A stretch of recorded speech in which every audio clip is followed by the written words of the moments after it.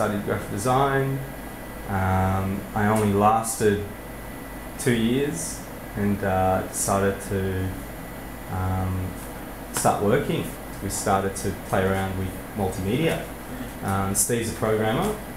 He studied programming at Monash as well, and together we just started fusing, I guess, design elements and programming together. So we started creating sort of interactive software.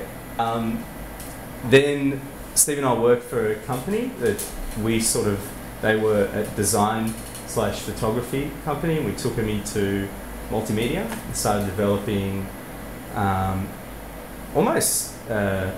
there were installations for exhibitions that we started off doing. What happened was there was this exhibition happening at the exhibition buildings that Jeff shared. It was called Interact, and we thought, cool, here's our chance to show some interactive elements of our work. And we thought this exhibition was going to be, this is around 95, I think. 95, 96, something like that, 96, I think. We thought, here we go, everyone's going to show all this great interactive stuff that they've been doing. And so we did this crazy installation for this printing company who was heading towards digital printing at the time. And so we 3D modeled this toy and decided that when a visitor comes to the stand and stands on this pod, that the way they sway will influence this virtual donkey on screen, and he'll collapse in any direction. And we sold this to the client, along with our boss. We were just sort of, working at the time, being young designers and programmers. And the client loved it, thought, yeah, that's great. And we did it. And what happened was, when we got to this exhibition, we were actually the only ones that had any form of interactivity in this whole thing. Interactivity and how we can interact with technology in a new sort of ways, away from the screen, away from the mouse. And so we kind of got a taste for that, 11 years ago, I guess, in '96, when we first started playing with software and what can be done. It was quite ingenious in a way. It was this, if you can imagine a dartboard, and each section of the dartboard, you got your 20, your 50, and your 60 and all that, each section was a frame from the animation. So as you tilted the pod down, you're actually travelling towards the end of the dartboard and therefore triggering that image. And so they're all static images, but as you rolled around this dartboard, you actually triggered off these buttons that control the actual animation.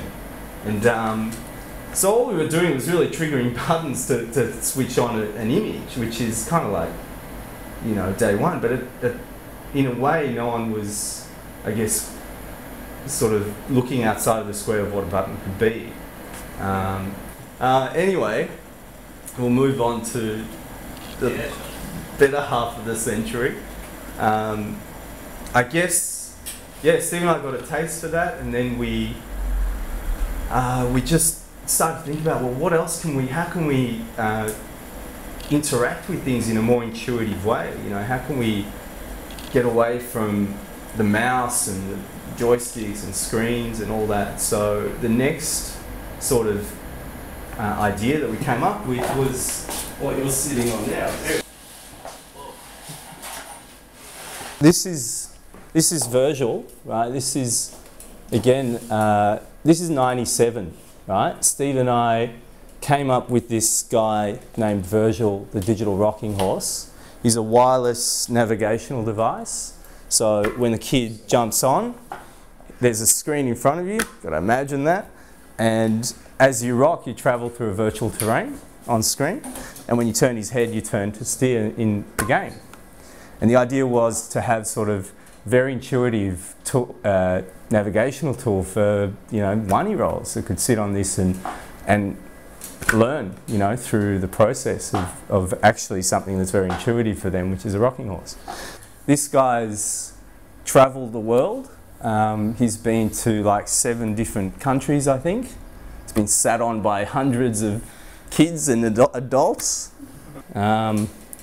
So from there, from VIrsual, what VIrsual allowed us to do was actually, first of all, travel the world. Like, we went to, you know, many different, you know, so many different shows with the rocking horse, like, and quite varied, like from new media art biennales in like South Korea to almost like Moomba parades in Long Island in New York, you know. So it was very, the types of places he got us to, like the people were interested in using him, was really quite broad. Like, you know, that was quite an experience as well. So he was sort of our ticket, in a sense, to show our wares and show what we're capable of doing, because we actually both developed the hardware, like this guy, and the software. So the software is 3D software that we developed.